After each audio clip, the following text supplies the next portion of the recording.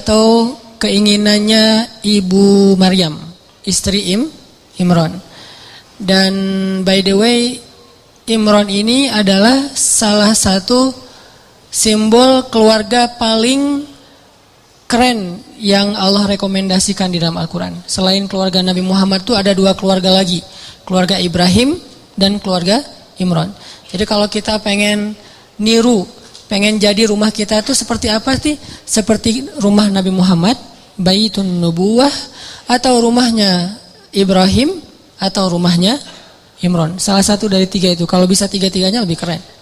Dan Allah rekomendasiin itu di dalam Al-Quran. Allah telah innallaha astafa Adam wa Nuhan wa ala Ibrahim wa ala Imran alal alamin. Allah menjadikan mereka lebih daripada semua yang ada di dunia. 2 keluarga ini, keluarga Ibrahim dan keluarga Imran. Bahkan sebagian ulama sampai berdebat, Imran ini nabi atau bukan.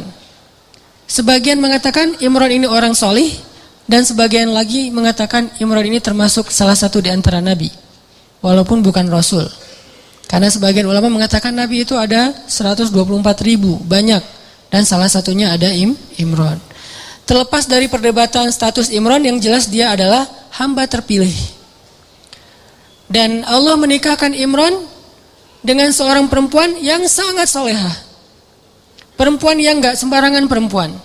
Yang dari bibit yang luar biasa ini nanti muncullah keturunan-keturunan yang luar biasa, hebat, menyejarah. Sampai Al-Quran aja nyebut mereka, nyebut namanya, nyebut kisahnya, nyebut keutamaannya. Itu keren banget. Dan tadi saya bilang by the way-nya apa? Istri Imran itu adalah adik kakak dengan istri Zakaria. Jadi Imran sama Zakaria apaan? Ipar ya.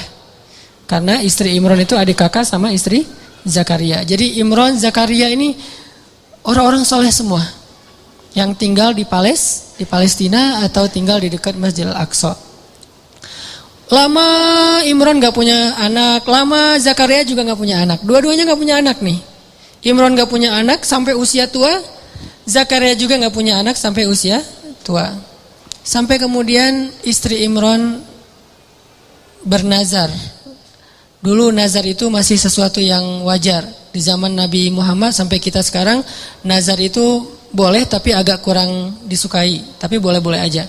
Nah dulu istri Imran bernazar, ini nazar tuh, saya bernazar, kalau saya hamil saya pengen punya anak laki-laki. Kalau dia jadi anak laki-laki akan saya jadikan dia sebagai marbot Masjid Al-Aqsa. Sebagai khadim atau marbot Masjidil Aqsa. Ini life goalsnya istri Imran. Pengen punya anak yang ngemakmurin rumah Allah. Pengen punya anak yang kerjanya ngapain? Jaga rumah Allah. Supaya Allah jaga dia nanti di akhirat. Dia kerjaannya tuh bersih-bersih masjid. Dan itu bukan kerjaan orang yang pengangguran loh ya. Walaupun istilah di kita itu marbot, itu istilah yang mungkin jadi kemudian terkesan di masyarakat sesuatu yang nggak keren, biasa aja. Padahal itu pekerjaan paling mulia loh. Kalau ada orang yang sebagai mungkin dia yang bertanggung jawab di sebuah bangunan sejarah, perpustakaan, museum kayak gitu-gitu, ada yang lebih keren, ngejaga rumah Allah Subhanahu Wa Taala. Ngejaga di sini bukan berarti Allah nggak bisa ngejaga. Allah ngasih kita bagian supaya kita dapat kebaikan, karena kehormatan. Kalau Allah menjagain sendiri terus nggak ada peluang kita untuk dapat kehormatan dari Allah. Justru karena Allah kasih kesempatan, ini bukan karena Allah kurang mampu, enggak. Tapi Allah pengen kita dapat kehormatan dengan menjaga rumah Allah. Memakmurkan rumah Allah. Itu life goalsnya istri Imran. Pengen banget punya anak laki-laki bakalan jadi seperti Zakaria. Jadi istri Imran ngefans banget berat sama Zakaria. Ya Allah saya pengen punya anak laki-laki kayak gitu tuh. Kayak ipar saya.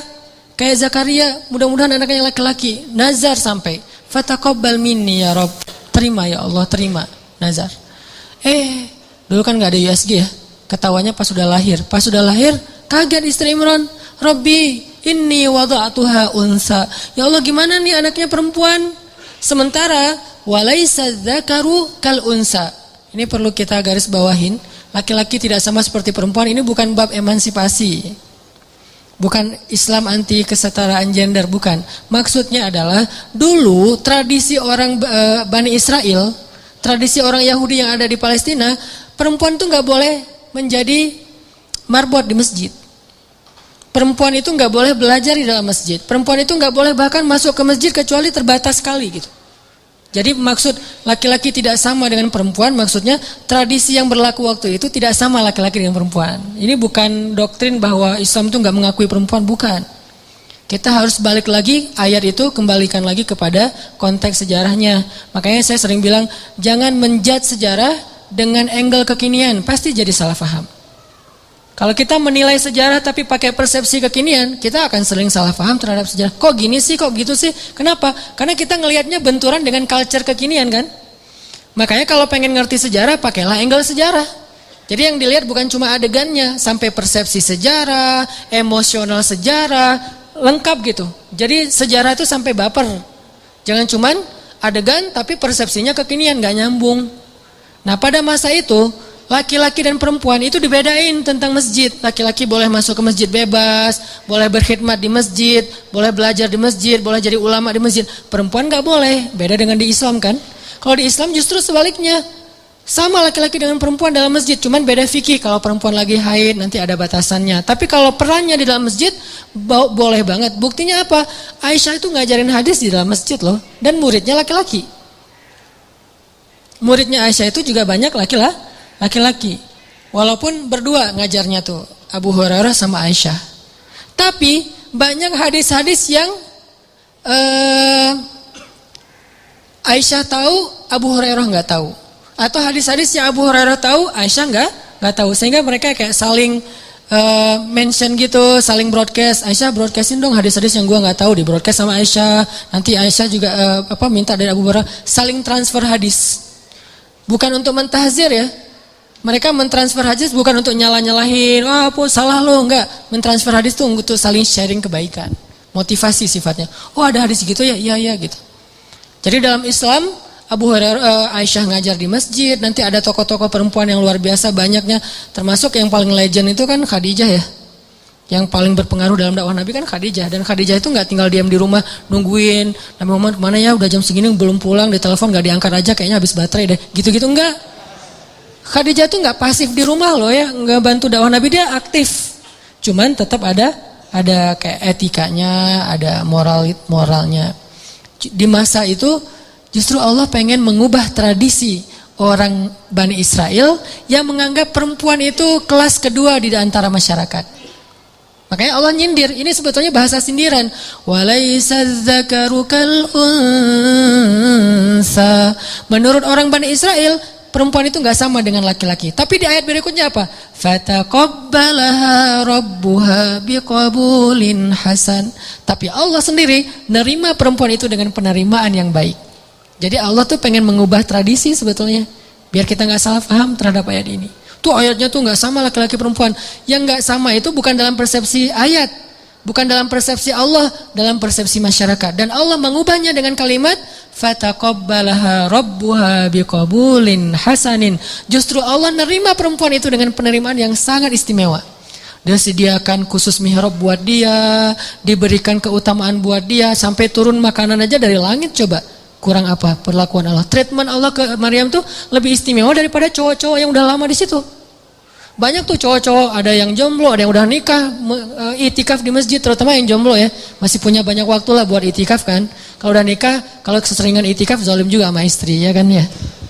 Kalau udah nikah mah dijadwalin seminggu sekali. Tapi kalau masih sendiri, itikaf aja setiap hari nggak masalah, apalagi kos-kosan nggak sempat bayar, udah masjid aja. Jadi udah lama di masjid kayak gitu, tetap aja Allah nggak ngasih hidangan dari langit. Sedangkan cewek Allah kasih hidangan dari langit. Di sini menunjukkan bahwa Islam itu menghargai perempuan banget loh. Bisa dibilang jarang banget ada orang yang dapat hidangan celeng datang dari langit. Itu udah buah yang segar, yang udah kualitasnya luar biasa. Di depan Maryam, Zakaria aja sampai terheran-heran. Padahal Zakaria itu jelas-jelas sepakat ulama dia itu nabi. Zakaria aja terheran-heran dengan perlakuan treatment langit kepada Maryam, sedangkan Bani Israel melecehkan Maryam. Jadi maksud walaisa dzakaru kal unsa, tidak sama laki-laki dengan perempuan di sini adalah Allah lagi nyindir tradisi Bani Israel. Itu maksudnya. Bukan dalam Islam itu laki-laki dan perempuan itu dibeda-bedain, bukan. Udah gitu, ya udah deh kalau gitu, udah terlanjur lahirin anak cewek, masa mau digimanain lagi gitu, masa dioperasi segala macam, enggak, susah. Akhirnya ibu Maryam menamakan anaknya inni sammaituha Maryam. Apa arti Maryam secara bahasa? Khadimah. Maryam itu secara bahasa artinya marbot, cewek. Jadi arti Maryam itu khadimah, yang berkhidmat. Itu bahasa dulunya adalah Maryam, kemudian jadi bahasa Arab. Inni sammaituha Maryam. Saya pengen ngasih dia nama marbot, perempuan, bahasa singkatannya Maryam. Mudah-mudahan engkau menerima dia ya Allah. Akhirnya dikaderlah Maryam dari kecil. Bayangin teman-teman, Maryam usia 3 tahun udah nanya-nanya ke ibunya, "Mah, kapan aku ke Al-Aqsa? Kapan aku beribadah di sana? Kapan aku disantrinin? Kapan aku dimasukin ke pesantren?" Itu 3 tahun udah minta-minta kayak gitu. Malah ibunya yang nggak tega, "Mah, aku kangen dengan Al-Aqsa." Karena belum waktunya, karena ada waktunya nanti dia boleh ke Al-Aqsa. Maryam setiap hari naik ke atas bukit, menghadap ke arah Al-Aqsa dan berbicara dengan Allah. Ya Allah, aku kangen dengan Al-Aqsa. Ya Allah, aku pengen ke sana. Ya Allah, ini daya tariknya Al-Aqsa. Jadi salah satu ciri orang beriman mencintai Al-Aqsa. Itu salah satu di antara bagian dari keimanan, mencintai Al-Aqsa. Bukan karena konfliknya, bukan karena sentimen terhadap Israelnya, bukan. Karena emang kayak gitu turun-temurun dari zaman dulu. Ini tradisi spiritual namanya. Dari zaman Nabi Sulaiman udah kayak gitu, zaman sebelumnya juga kayak gitu, zaman Musa juga kayak gitu. Tradisi spiritual yang diturun-temurunkan.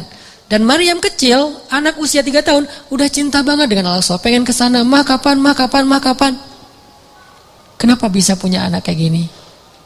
Life goals ibunya, himmah ibunya. Jadi kalau salah satu rahasia dari life goals itu, kalau benar-benar kuat jadi himmah, nanti kita belajar apa bedanya himmah dengan sekedar basa-basi. Kalau benar-benar jadi himmah teman-teman, itu akan jadi kenyataan loh. Gimana kita jadiin life goal kita jadi kenyataan, life goal kita jadi keajaiban. Walaupun rintangan ada aja, kayak istri Imran, kok lahirnya anak perempuan. Justru Allah pengen ngasih banyak hikmah, banyak luar biasa pelajarannya lewat skenario kayak gitu. Nah, ini pembahasan yang luar biasa penting buat kita, dan ini termasuk bagian dari yang paling sering kita alamin dalam kehidupan sehari-hari. Kita pengen ini, kita pengen itu. Gimana kepengennya kita itu direstui sama Allah terus jadi kenyataan. Salah satu keinginan besar Ibunda Maryam adalah punya anak yang kelak jadi seperti Zakaria, berkhidmat untuk Masjidil Aqsa. Lalu beliau bernazar, kemudian hamil. Yang tadinya nggak hamil-hamil, tapi gara-gara punya nazar gini, Allah beri dia rezeki hamil. Cuman sedikit berbeda dengan harapan beliau, bahwa yang diharapkan lahir anak laki-laki. Soalnya bukan nggak mau anak perempuan, bukan, karena tradisinya nggak boleh anak perempuan berkhidmat di Masjid Aqsa. Jadi masih pakai mindset tradisi Bani Israel. Tapi Allah pengen mematahkan mindset itu, pengen mengganti tradisi itu dengan cara sengaja Allah setting lahirnya anak perempuan. Dan anak perempuannya juga bukan anak perempuan biasa. Menurut saya itu perempuan nomor 1 di dunia yang paling istimewa. Ada 4, Asia, Maryam, Khadijah, Fatimah. Nah, 4-4-nya nih sempurna. Tapi kalau buat saya tuh cerita-cerita Maryam itu luar biasa. Walaupun kita tidak mengecilkan sama sekali Khadijah dan Fatimah, dan itu luar biasa juga. Cuman kalau Maryam sampai nama surat Al-Quran jadi nama dia gitu kan ya. Kisahnya ada di surat Ali Imran, bapaknya juga jadi nama surat, saking istimewanya. Ini Allah setting kayak gitu. Lahir anak perempuan, Maryam dari kecil udah solehah. Solehahnya tuh kayak gift, bakat. Bukan solehah hasil didikan, tapi emang bakat. Kan ada orang yang bakat soleh, ada yang dididik jadi orang soleh. Kalau yang bakat soleh tuh keluarganya nggak ada yang soleh, justru keluarganya soleh gara-gara dia lahir. Jadi setelah dia lahir berubahlah keluarganya, ada yang kayak gitu kan, gift dari Allah ya. Mungkin doa-doa dari kakek buyut entah kesekian. Nah, pas Maryam cukup umur, usia masih anak-anak juga tapi udah cukup umur, bukan lagi dalam asuhan, maka Maryam dibawa ke Masjidil Aqsa. Awalnya ditentang sama rabi-rabi Yahudi yang ada di sana, itu ditentang karena ini menyelisihi tradisi mereka. Gimana wahai Zakaria kamu masukin anak perempuan? Ini aib buat kita, ini nggak boleh dan seterusnya. Akhirnya Zakaria meyakinkan mereka, membujuk mereka sampai Zakaria bikin SOP. Udah tenang aja, dia nggak akan ganggu kalian. Dia akan kita berikan mihrab sendiri. Dia nanti ada jadwal sendiri. Dia tidak akan ikut dengar taklim. Jadi ada taklim di masjid, cewek nggak boleh ikut. Kalau kita kan menyediakan cewek justru di atas kita ya, masya Allah ya. Saking mulianya cewek itu di atas, kita di bawah. Cuman nggak boleh lihat ke belakang ya. Doain aja yang di belakang, mudah-mudahan tahu akun kita. Jadi cewek-cewek pada di atas. Kalau di zaman dulu Bani Israel justru cewek itu nggak boleh ikut taklim loh. Kalau ada yang bilang Islam itu anti perempuan, kesetaraan gender, emansipasi segala macam, enggak. Justru Maryam itu nggak boleh ikut taklim para laki-laki. Mereka buat taklim tafsir Taurat, hadis-hadis Nabi Musa. Kan dulu tuh ada tafsir, ada hadis juga ya. Tafsirnya kitab Taurat, hadisnya Nabi Musa, bahas sirah, bahas fikih. Itu semuanya buat cowok-cowok. Ceweknya nggak boleh. Kalau Maryam dibolehin tinggal di sebuah mihrab dengan syarat dia nggak boleh ikut dengerin taklim. Dia murni cuma ngangkat-ngangkat air, naruh untuk orang berwudu, terus ngebersihin masjid pas orang udah pada bubar, gitu doang. Tapi subhanallah, banyak adegan ketika murid-murid yang cowok ini ujian, mereka nggak bisa jawab, Maryam bisa jawab. Karena Allah sendiri yang mendidik Maryam, bukan seorang ulama. Allah sendiri yang nge-treat Maryam. Jadi ilmu Maryam itu terkenal di antara mereka, sehingga diam-diam cowok-cowoknya malah banyak belajar kepada Maryam. Ini cara Allah mengganti tradisinya. Fataqabbalaha rabbuha biqabulin hasanin wa ambataha nabatan hasanan wa kaffalaha Zakaria. Diberikan tanggung jawab itu kepada Zakaria. Sampai suatu saat, ini Zakaria belum punya anak juga nih. Pengen banget punya anak, dan itu life goalsnya Zakaria, pengen punya anak. Tapi belum kuat. Arti belum kuat, belum utuh. Udah kuat tapi belum utuh. Dari sisi mana utuhnya nanti kita bahas. Terus suatu hari Zakaria lagi mau nengok ngejenguk Maryam di dalam mihrab. Mihrab itu kayak ruangan kecil gitu. Tok tok tok, assalamualaikum. Masuklah Zakaria. Tiba-tiba ngelihat Maryam lagi berzikir. Dan Maryam itu kalau zikir itu ngeri loh. Selain bekerja ngeberes-beresin masjid, sisanya ngapain? Zikir. Zikir terus, dan zikirnya itu lebih daripada orang tua yang udah soleh banget, ulama besar, lebih dari itu. Padahal anak SD loh. Saking solehanya Maryam, anak SD zikirnya ngalahin ulama-ulama, ketua ormas, founder ormas gitu yang keren-keren. Udah kalah lah pokoknya. Maryam banget tuh. Dia zikir, tidur sebentar, zikir lagi, zikir. Dan buat dia tuh zikir itu kayak kita main.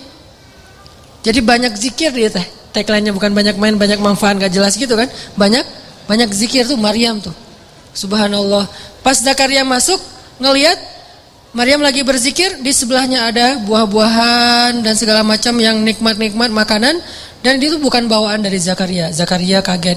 Ya Maryam, anna laki hadza? Maryam, kamu dapat dari mana ini? Kata Zakaria. Kan Zakaria itu sayang banget sama Maryam, lebih dari anaknya sendiri. Sejak Maryam kehilangan ayahnya, jadi yatim, maka Maryam itu adalah Zakaria. Ya seolah-olah anak sendiri buat Zakaria. Dan Zakaria itu sayang banget sama Maryam. Maryam ini dari mana? Kata Zakaria. Huwa min indillah, kata Maryam. Ini dari Allah, wahai paman. Dan Allah yarzuqu may yasha'u bighairi hisab. Allah tuh kalau ngasih rezeki itu enggak pernah hitung-hitungan, gampang banget buat Allah, malah ceramah. Zakaria, oh iya benar, lanjutin ceramahnya. Tiba-tiba Maryam dapat 1 minute booster, dan Zakaria tuh ngeklik banget tuh dengan nge-like banget lah pokoknya. Itu benar-benar booster buat Zakaria. Sejak saat itu Zakaria cemburu berat kepada Maryam. Coba teman-teman perhatikan ayat 38. Itu ayat cemburu berat tuh. Hunalika da'a Zakaria rabbah qala rabbi habli min ladunka dzurriyyatan thayyibah innaka sami'ud du'a. Pada saat itulah Zakaria berdoa kepada Rabbnya. Pada saat apa? Pada saat Zakaria ngelihat Maryam ini udah keren banget. Ada adegan sampai dikasih makan dari langit. Zakaria udah gak tahan lagi, pengen banget punya anak kayak gini nih. Hunalik, pada saat itu di sana. Jadi kalau hunaka itu cuman di sana doang, kalau hunalika di sana dan pada saat itu.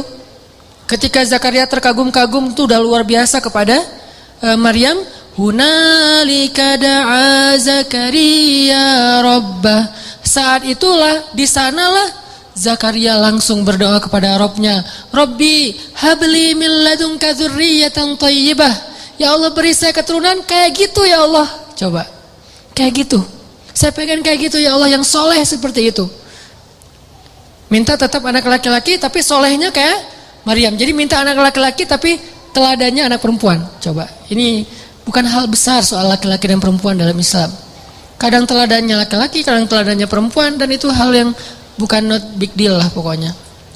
Ya Allah, beri saya anak laki-laki tapi sesoleh Maryam. Saya pengen banget kayak gitu tuh. Ini soleh luar biasa.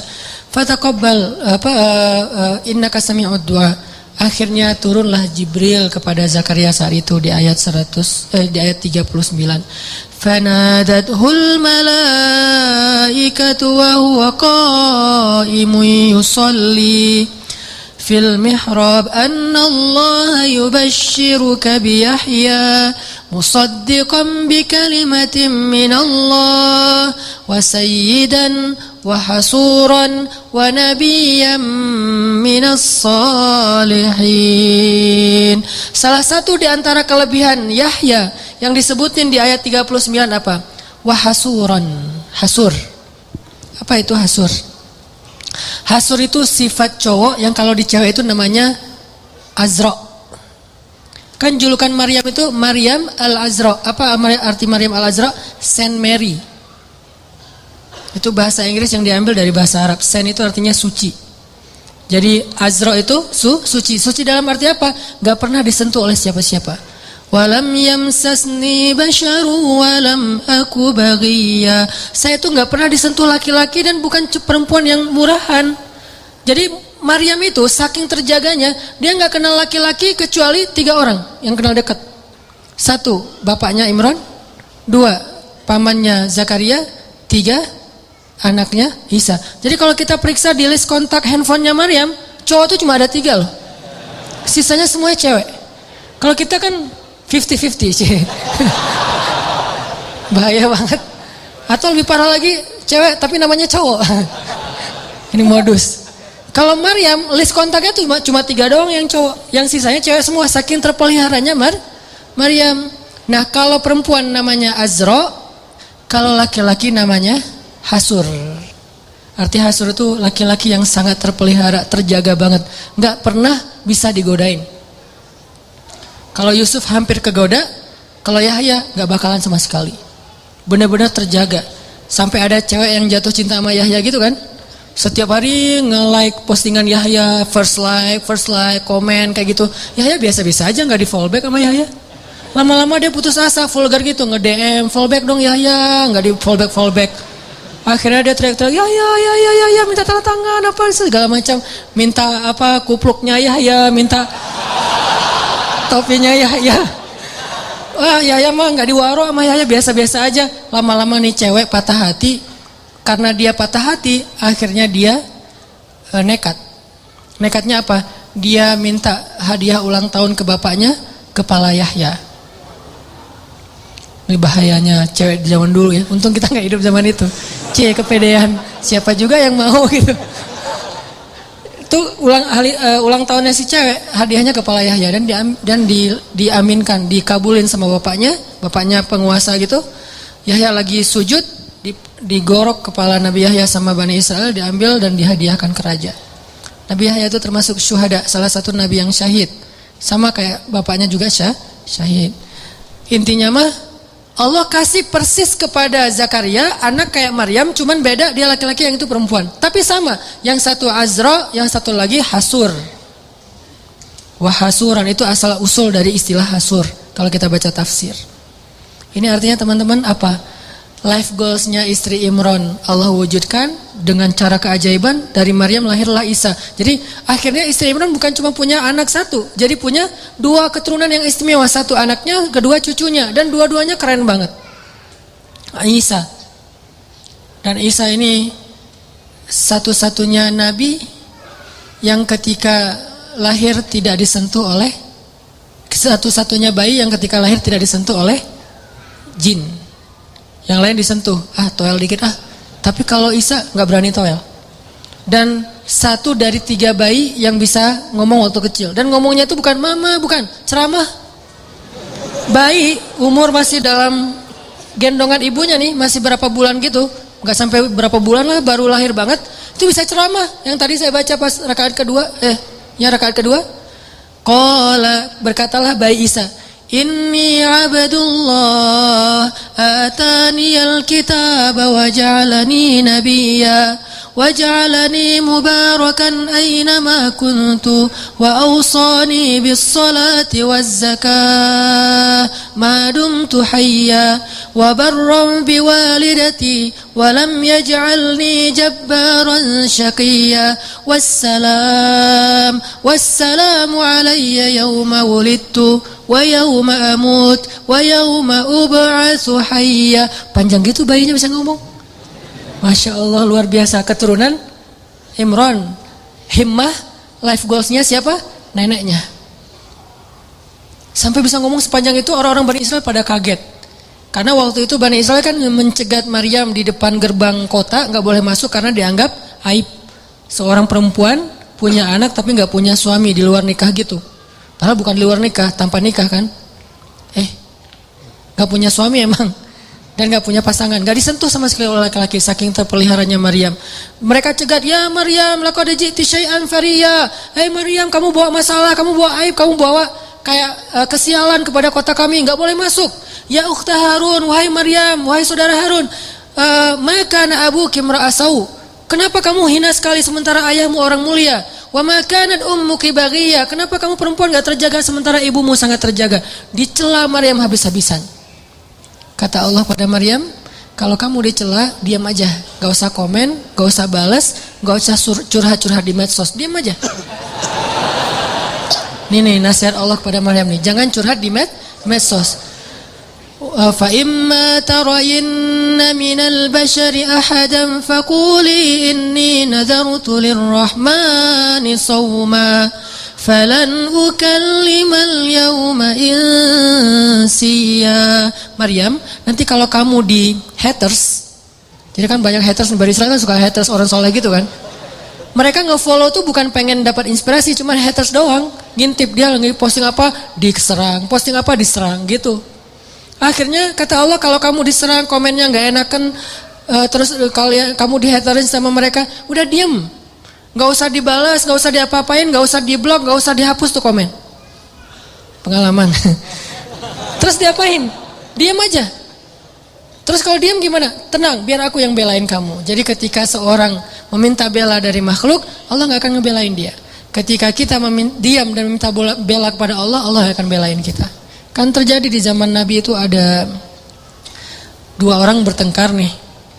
Yang satu ngomel, teriak-teriak marah-marah. Yang satu lagi diam aja, dia sabar. Nabi dari jauh memperhatikan sambil tersenyum.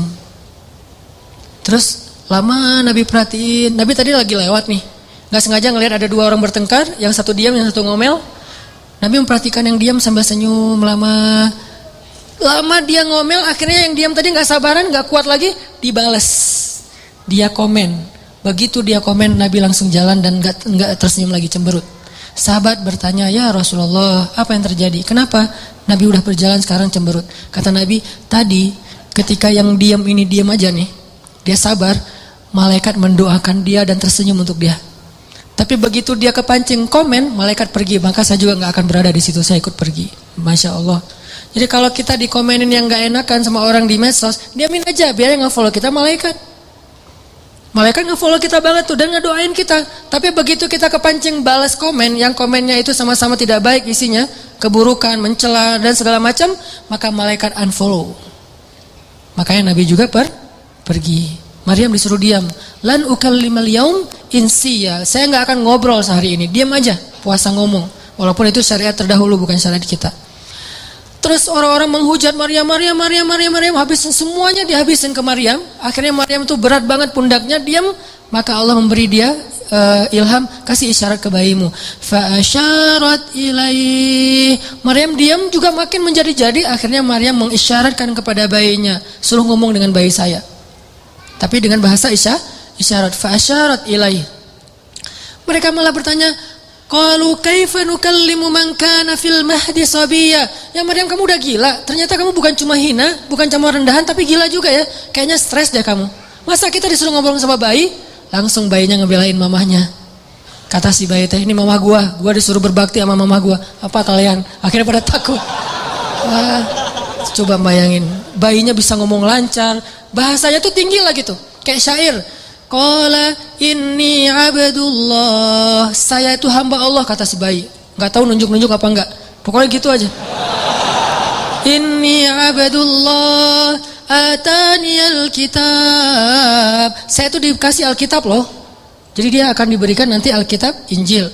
Waj'alani nabiyya, dan Allah jadiin saya seorang nabi. Waj'alani mubarakan aynama kuntu, dan Allah menjadikan saya berkah dimanapun saya berada, pasti ada keberkahan. Wa awsani bis shalah, Allah perintahkan saya untuk salat. Waz zakah, Allah suruh saya berzakat. Madumtu hayya, sepanjang hidup saya. Wa barram biwalidati, Allah suruh saya berbakti kepada mama saya. Walam yaj'alni jabbaran syaqiyya, Allah enggak menjadikan saya seorang laki-laki yang penentang dan laki-laki yang kasar. Wassalamu alaihi, keselamatan buat saya. Yauma wulidtu, hari ketika saya dulu dilahirkan. Wa yauma amutu, hari ketika saya diwafatkan. Wa yauma ub'atsu hayya, hari ketika nanti saya akan dibangkitkan. Bayangin bayi ngomong kayak gitu. Kita aja yang udah dewasa bingung mau ngomong, mau ngelamar aja bingung mau ngapain. Calon mertua nanya, "Dek, mau ngapain di sini?" Saya juga bingung, Pak, ngapain? Bingung gitu. Saking labilnya. Ini bayi coba. Kenapa bisa gitu, teman-teman? Doa, himmah, life goals dari neneknya. Setelah kisah panjang ini, saya pengen nyimpulin sederhana aja. Gimana caranya kita kalau punya keinginan, punya himmah, punya goals dalam hidup kita, gak serumit istri Imron, hal sepele aja. Allah kabulkan, Allah restui, Allah wujudkan, bahkan dengan keajaiban dan surprise, kejutan-kejutan. Caranya 3. 1, intasdukillah yasdukka. Kalau kita jujur kepada Allah, Allah pasti akan tolong. Apa maksudnya jujur pada Allah? Kita kalau ada kepengen sesuatu, libatin Allah dong dalam kepengen kita, dalam niat kita tuh. Maksud libatin Allah harus ada karena Allahnya. Pengen nikah kenapa? Saya pengen masuk surganya gak sendiri. Pengen nikah kenapa? Saya pengen tahajudnya tuh ada yang bangunin. Walaupun akhirnya dia tidur lagi, gak apa-apa, yang penting gak bangunin. Pengen kuliah ngambil jurusan A, B, C, gak apa-apa, gak harus semuanya jurusan agama kan. Ada ilmu syariat, ada ilmu sains, dan dua-duanya itu bisa jadi ilmu dunia, bisa jadi ilmu akhirat. Karena ilmu akhirat itu bukan ilmu agama, ilmu dunia itu ilmu sains bukan. Ilmu dunia akhirat itu tergantung niatnya buat apa. Orang belajar sains kalau niatnya untuk suatu kebaikan itu ilmu akhirat loh. Makanya libatkan Allah dalam niat kita. Saya belajar desain karena saya pengen bantu dakwah lewat desain. Saya belajar fotografi karena saya pengen bantu dakwah lewat visual. Saya belajar A, B, C sampai Z karena saya pengen. Artinya libatkan Allah dalam proyek kita. Intasdukillah, kalau kita jujur dalam hal itu, jasdukka, Allah pasti bantu banget tuh. Makanya kenapa Allah ngasih keajaiban kepada istri Imran? Karena niatnya juga apa? Pengen berkhidmat ke rumah Allah. Tapi kalau pengen bangga-banggaan doang mungkin gak akan diwujudkan sama Allah. 1 tipsnya, kalau kita pengen life goals kita tuh jadi banget, maka coba libatin Allah dalam niat kita. Ini dan tapi kan nggak bisa bohong ya sama Allah ya. Karena kalau kita bohong sama Allah gimana? Yukhadi'una Allah walladzina amanu wa ma yakhda'una illa anfusahum wa ma yash'urun. Allah tahu banget lah. Kita mau bohong, mau jujur tahu banget. Wa asirru qaulakum aw jaharu bih innahu alimun bidzatis sudur. Jadi sama Allah tuh gak ada gunanya kita bohong. Sama manusia dosa tapi kadang untung. Secara dunia ya, dosa berbohong tapi kadang-kadang untungin dunia kita. Tapi sama Allah gak bisa karena dia gak akan ketipu sama kita. Alimun bidzatis sudur, sangat tahu segala yang tersembunyi dalam hati kita. Jadi kalau kita jujur kepada Allah dalam satu goals dalam satu, kepengennya kita, harapan kita, himmah kita, karena kita pengen ada urusannya dengan Allah, pengen dapat ridho Allah, pengen apa dengan Allah, maka Allah pasti akan bantu. Subscribe, like and share, aktifkan lonceng notifikasinya. Jika tidak suka, silahkan di bawah. Terima kasih. Wassalamualaikum warahmatullahi wabarakatuh.